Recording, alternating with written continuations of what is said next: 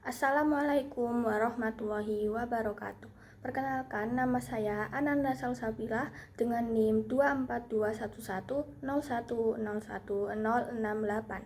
Saya dari Fakultas Kesehatan Masyarakat, Prodi Kesehatan Masyarakat. Saya di sini akan menceritakan tentang wirausahawan sukses di Indonesia, yaitu Martha Tilaar yang sukses di bisnis kecantikan. Martha Tilaar adalah seorang pengusaha di bidang kosmetik dan jamu. Ia dikenal sebagai sosok di balik kesuksesan merek Sari Ayu Martha Tilaar. Selama puluhan tahun, merek tersebut menjadi idaman pengguna produk-produk kecantikan di Indonesia. Sekitar 84 tahun lalu, Martha Tilaar lahir di Gombong, Kebumen, Jawa Tengah. Ia meninggalkan Indonesia bersama suaminya yang bernama Henry A. Rudolf Tilaar dan tinggal di negeri Paman Sam. Sejak pindah, Martha berkeinginan mengusulkan dan melestarikan kekayaan alam Indonesia. Ia belajar tentang bisnis kecantikan dan Martha berhasil masuk ke Academy of Beauty Culture di Indiana, Amerika Serikat. Setelah menimba ilmu dan pengalaman tentang bisnis dan kecantikan di Amerika Serikat, akhirnya Martha kembali ke Indonesia pada tahun 1969. Ia memberanikan diri untuk membuka bisnisnya, mulai dari membuka bisnisnya dari garasi rumahnya yang berukuran 4x6 meter. Ia mempromosikan salonnya menggunakan lembaran brosur yang disebarkan dari rumah ke rumah. Martha meracik formula kecantikan menggunakan bahan-bahan alam di Indonesia, hingga menemukan resep jamu dan kosmetik yang cocok untuk kulit orang Indonesia dengan bantuan keluarga besarnya. Perjalanan membuka bisnis ini ternyata tidak semulus yang ia bayangkan.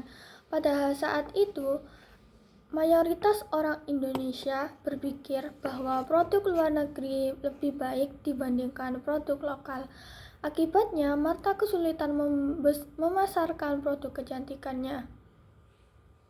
Namun, berkat kegigihannya, akhirnya pada tahun 1977, ia mendirikan kosmetik yang diberi merek Sari Ayu dan ia berhasil meyakinkan publik bahwa produk buatannya tidak kalah berkualitas bagus dengan produk luar negeri. Usahanya mendapat respon positif hingga Martha Tilaar bisa menarik pelanggan dari kalangan warga asing yang bekerja di kedutaan.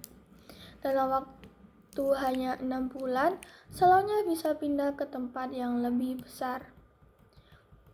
2 tahun berselang, pada tahun 1972, Martha Tilaar membuka salon kecantikannya yang kedua yang diberi nama Martha Gria Salon di Menteng. Di salon inilah untuk pertama kalinya perawatan kecantikan tradisional berbasis tanaman herbal dan bisnis kecantikan dimulai. 5 tahun kemudian, sayap bisnisnya melebar ke produk kecantikan dan jamu modern dengan merek Sari Ayu Martha Tilaar di bawah bendera PT Martha Berto. Perusahaan ini didirikan berdasarkan kerjasama dengan Bernard Pranata dan Teresia Harsini Setiadi yang merupakan pendiri Kalbe Group. Pada 1981, PT Martina Berto mendirikan pabriknya sendiri di kawasan industri Pulau Gadung dan kembali mendirikan pabrik kedua pada tahun 1983 di wilayah yang sama.